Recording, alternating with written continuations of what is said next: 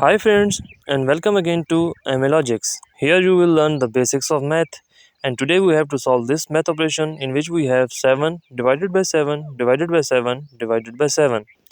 But keep in mind that its answer shouldn't be 1. Did you know that its answer? So let's move to its solution. Here we have 3 divisions and we have to start it from this one. 7 divided by 7 equal to 1, and this remaining divided by 7 divided by 7. We can rewrite this 1 divided by 7 into 1 over 7 and this remaining divided by 7. So here you can see that we have to apply here KCF rule. Do you know that? What's KCF?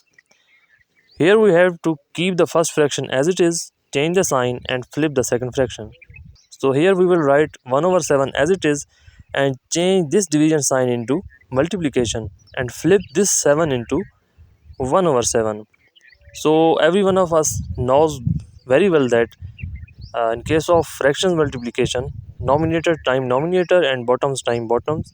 So 1 time 1 equal to 1 and 7 times 7 equal to 49. So this is our final and correct answer for the question stated above. So if you enjoyed this video, keep following and like for more